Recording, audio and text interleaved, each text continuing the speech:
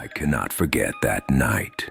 October 21st, 2:03 a.m., exactly 3 years ago. That cold subway night, just me and Sandy alone, and the creepy old lady we came across near the end of the platform. Wish we had never helped her. The train had just rumbled away, leaving behind the low hum of flickering lights and the distant echo of dripping water. Everything felt hollow, dead, the kind of quiet that doesn't feel peaceful. It feels expectant, like something's waiting to happen. Sandy and I were pacing the platform slowly, arms crossed against the chill, still buzzing from the party we'd left. My feet ached from the heels I hadn't bothered to take off yet, and Sandy kept rubbing her arms like she was trying to warm herself, more from nerves than temperature. "Let's just call a cab," I said. "No point waiting for another train in this ghost town." "Yeah," she replied, glancing at her phone. "The sooner we're out of here, the better. This place is creepy when it's empty." I nodded and pulled up the rideshare app. But just as I tapped the screen, we both heard it. A dragging sound, slow, uneven, grit scraping against concrete. We froze. I slowly looked up from my phone, eyes scanning the dim platform. At the far end, past the last pillar where the light flickered erratically, stood a small figure, just standing there. "Do you see that?" Yeah, it was hard to tell what we were looking at. The shape was hunched, almost crumpled, like a pile of laundry that had come to life. But then it shifted. It dragged something across the floor again, one of the bags maybe, and stepped into a patch of light. That's when we could make out the rest. She was small, maybe 5 feet tall, wrapped in layers of fabric that looked like they hadn't been washed in years. Her coat swallowed her frame. The scarf around her head was pulled down low, hiding her eyes in shadow. Only the hook of her nose and the tight pinch of her mouth were visible. Sandy's whole demeanor changed. "She's struggling," she said softly. "We should help." I didn't move. Something deep in my chest said, "Don't." I've always had a weird sixth sense for people who don't feel right. This woman, her presence felt like walking into a room you thought was empty, only to find someone standing too still in the dark. "That's Sandy," I muttered. "Oh, kind heart first, questions later." Before I could stop her, Sandy was already halfway there. "Hi there," she said gently, crouching to her level. "Do you need help getting somewhere?" The woman didn't look up at first. Her voice came after a pause, rough and brittle like it hadn't been used in days. "Where do you live?" Sandy asked gently. "Just nearby," the woman replied almost too quickly. "More like a 5-minute hike, not far at all." There was something off in the way she said it, too rehearsed, like she had answered that question the same way 1,000 times before. I opened my mouth to offer to call a ride again. "We can get you a cab, or—" "I don't like cars," she interrupted. "The walk is better for my joints." Sandy, already lifting one of the 2 bags, grunted under the weight. "Whoa, this is heavy." I reached for the second one, reluctantly. It was just as bad, like carrying wet concrete. The woman stood there empty-handed now, watching us take over. That struck me as odd. She was dragging both of these, I whispered to Sandy, keeping my voice low. How was she even managing that? Sandy shrugged, but I could see the question unsettled her too. The woman had seemed feeble at first, hunched and slow, but those bags felt like they belonged to a moving crew, not a fragile old lady. The woman finally turned her face toward me. Her eyes were milky and unfocused, but somehow I felt them land on me. "You take the other?" she asked, quiet but firm. I didn't want to.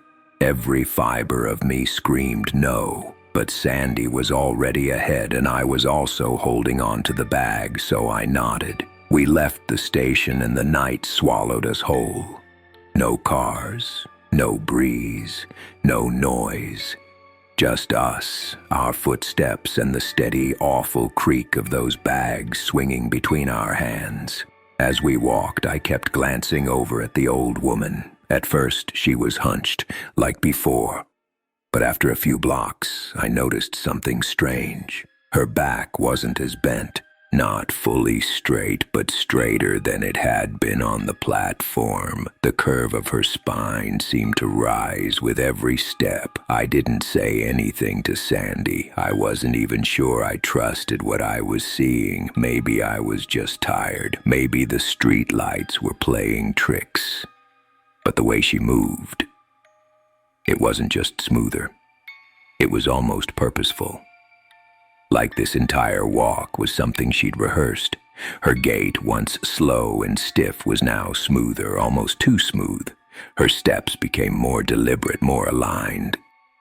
The kind of natural rhythm someone falls into when they're walking a familiar route. It was like watching time reverse in real time. Her shoulders relaxed slightly. Her feet no longer shuffled but stepped with quiet precision. The sway in her hips, the bounce in her knees, it wasn't just energy returning. It was form, control. I kept watching, trying to justify it. Maybe the cold air was good for her joints. Maybe adrenaline was giving her a boost. But it didn't add up. An old woman who had looked like she could barely stand 10 minutes ago was now moving with unsettling ease. All of it felt off. Sandy tried to keep things light. "This kinda reminds me of when we were in Prague," she said. "Remember that alley with the cats?" "Yeah," I mumbled, but I couldn't focus. My eyes were still on the woman. The neighborhood around us felt like it belonged in another era. Quiet, in a way that didn't feel peaceful. The houses weren't just old, they were faded and sullen, like they were tired of being looked at. Street lights flickered inconsistently, casting shadows that moved, even when nothing else did. There were no cars parked along the curb. Suddenly, a few dogs appeared out of nowhere, mangy, restless strays that emerged from the shadows. They started barking loud and jarring and didn't stop. It wasn't the usual territorial bark either. It was frantic, almost panicked. I've never heard dogs sound like that. Their heads were pointed toward us, or rather toward the old woman. It felt like a warning, like even they knew something wasn't right. Something about her was putting them off, and that made my skin crawl. No porch lights glowing in welcome, just dark windows and sagging roofs, as if the whole block had stopped trying to prove it was still alive. Porches sagged, lawns were overgrown, not a single light in any window. Finally, she stopped in front of one, a narrow Victorian home cloaked in darkness. The yard was thick with vines. The gate rusted, unmoving when Sandy pushed it. The woman stepped forward, placed one pale hand on the metal, and it opened without resistance. We looked at each other. Sandy shrugged. I frowned. The porch creaked loudly underfoot, moaning with age. Sandy reached for the door and gave it a firm tug. It didn't budge. She frowned and tried again, this time with both hands, putting her weight into it. Still nothing. "Geez," she muttered. "It's like it's sealed shut." The woman stepped forward calmly, brushing past us. "Oh, let me try," she said lightly, her voice soft but confident. "This door needs some maintenance." She reached for the knob, gave it the gentlest twist, and it opened with a smooth, quiet click. No resistance, no sound. Sandy and I exchanged a wide-eyed glance. Damn, I whispered. Sandy stared, half laughing. Lady, do you work out or what? She chuckled nervously, then looked around, trying to ease the tension. You have a pretty old house, Sandy said to the woman. It's kind of beautiful, in a spooky way. That house gave me the creeps. Everything about it felt wrong. Not just old, but untouched, like it had been waiting. I nodded, eyes still on the woman's back. Feels like it hasn't been lived in for years. The woman said nothing, just continued walking ahead, calm and silent, like she'd already forgotten we were there. Inside, the air was a wall, cold, damp, heavy. The smell hit instantly. It wasn't just the mold and decay. It was layered. Old perfume, like something from another century. Stale cooking grease, something faintly sour like rusted coins soaked in vinegar. The walls were close, almost claustrophobic. Faded floral wallpaper curled away in long strips, revealing yellowed plaster beneath. Each step on the floorboards groaned with age, but not randomly. It felt deliberate, like the house was responding to us. Dust floated in the air, catching the weak light from a single antique lamp hanging askew from the ceiling. The bulb flickered briefly, then held steady, casting deep shadows that made it hard to tell where the hallway ended. To the left, a coat rack stood with several garments still hanging. Moth-eaten trench coats, a child's rain slicker. None looked newer than 30 years. A hallway runner, once red, was now a filthy brown trail down the narrow corridor. A crooked mirror hung on one wall, reflecting our shapes in stretched, distorted ways. My face looked longer. Sandy's had no eyes in the reflection. I looked away fast.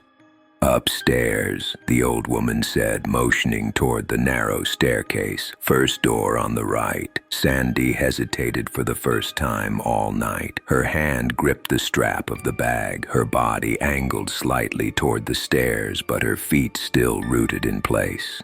She glanced at me, uncertain. You sure it's okay? The old woman smiled warmly, almost too warmly. Yes, dear, just right up there. Only takes a second. You're doing me such a kindness. Still, Sandy didn't move. She looked back toward the staircase, then to the woman again. I promise, the woman added. There's nothing to worry about. Just set it down in the room. You're safe here. Sandy exhaled and started up slowly. As she took a few steps, something made me look up. A chill ran through my arms. Sandy, stop. I said it sharper than I intended. She paused on the fourth step. What is it? I didn't respond right away. My eyes were fixed on the top of the stairs. Someone was standing there, tall, still, just beside the doorway, not moving, not reacting, just watching. Sandy hadn't seen it. She looked back at the woman for reassurance, and that's when I saw the grin, wide, off, too many teeth, too steady, a smile that didn't reach her eyes. Rebecca, Sandy asked, her voice trembling now. Come back down, I said firmly. Now. The silence that followed felt loaded, like the whole house was listening. Sandy's foot hovered above the next step. Why? She asked, her voice soft and uncertain. Did you see something? I didn't answer. Not directly. My eyes flicked between the top of the stairs and the old woman below. That's when the air shifted, like something had finally noticed us. The old woman was no longer hunched. She stood straight, regal. Her scarf had fallen, revealing long white hair, impossibly neat. Her skin looked smoother, her eyes sharper. She was watching me, only me. I dropped the bag. We're leaving. Sandy didn't question it, but she didn't rush at first either. Her eyes locked onto mine, scanning my face for something. Confirmation, fear, direction.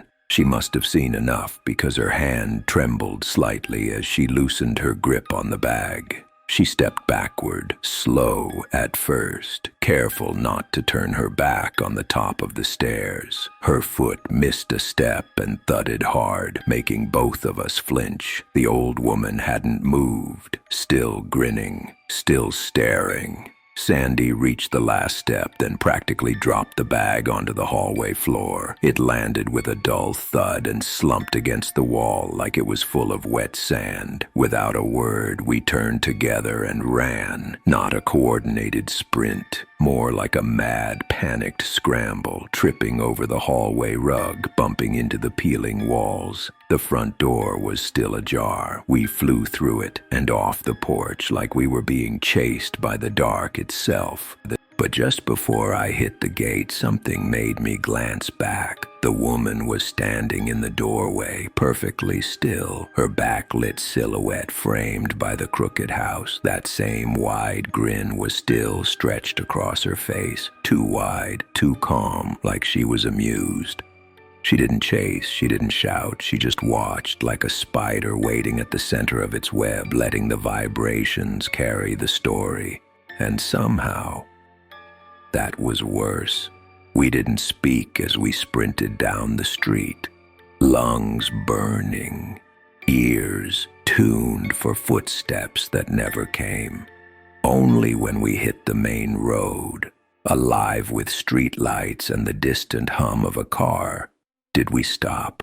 Back at Sandy's place, we slammed the door shut behind us, bolted it, and leaned against it like it was the only thing keeping the night out. Our chests heaved, lungs begging for air after that sprint. Sandy stumbled to the kitchen and brought back 2 glasses of water. We drank in silence, the cold liquid hitting our throats like relief. My legs were shaking, not from the run, but from whatever the hell we had just escaped. "I don't think I've ever run that fast," Sandy said, half laughing, half panicked. I nodded. I didn't even look at my phone. I just needed to move. We sat there for a while, barely speaking, just listening to the stillness of her apartment. It was the first time in hours I felt like I could actually breathe. Eventually, Sandy yawned. "You sure you're okay to head home?" I shook my head. "My folks are out of town till Thursday. I don't want to be alone tonight. I know it sounds dumb, but..." She waved her hand. "Say no more. You're crashing here. Scoot over." I didn't argue. As much as I wanted the safety of company, I wasn't ready to sleep beside someone either, not even Sandy. I didn't want to risk her seeing how badly I was still shaking. Plus, Sandy's bedroom had one of those narrow hallways leading to it. Too much like that house. So I settled on the couch. It was closer to the front door, under the faint hum of the streetlight, and I could keep the hallway in my peripheral vision, just in case. I wasn't sure I'd be able to close my eyes without seeing that old lady again. Even after brushing my teeth and changing into the oversized tee Sandy lent me, sleep felt like a distant concept. I curled up on the couch, blanket pulled up to my chin, my eyes wide open in the dim blue glow of the nightlight she always kept on. Every creak in the walls made me flinch. Every shadow felt like it was stretching too far. I tried not to blink too long, afraid I'd open my eyes and see her again, standing at the foot of the bed, or worse, smiling from the hallway. Eventually, exhaustion dragged me down. My thoughts got slower, heavier. My muscles sank into the cushions. I think I drifted off mid-sentence, some half-formed thought in my head, still waiting for something to reach out from the dark. But I never really rested. I just stopped being awake. The next morning, I woke up burning with a fever. My body ached all over, and my head pounded like I'd been hit by a truck. Sandy hovered over me with concern, pressing a damp cloth to my forehead. "You're not going anywhere today," she said firmly. I stayed on her couch the entire day, drifting in and out of shallow sleep. The TV played, but I couldn't focus. Food had no taste. I felt like my body was rejecting reality itself. Eventually, I returned home. My folks were back, thankfully. I told them I'd just picked up a bad cold, but the truth was, I was too afraid to tell them the truth. For the next week, I avoided everyone. I didn't answer texts. I didn't go online. I didn't go outside. I didn't even leave my room except when absolutely necessary. It felt like something had followed me, clinging to my skin, whispering to me in silence. To break the spell, my parents booked a short trip to the coast, a little family vacation to reset. I agreed, if only to get away from my own thoughts. It wasn't until we got back and I felt a little more grounded that I finally looked up that house address. Nothing came up at first, but after some digging through archived property records, I found it. No one had lived there since 1998. The last listed occupant was a widow named Miriam Kessler. She died in that house, under strange, undisclosed circumstances. No sale, no updates, no official activity since. That raised more questions than it answered. Who was that woman we helped? How was she carrying both of those heavy bags on her own, even if she had been dragging them? Why did her hunched back slowly begin to straighten the further we walked? Who or what was the shadowy figure waiting upstairs? And most of all, how do I forget that smile, that wide, frozen, eerie smile that still haunts me, grinning in the dark every time I close my eyes?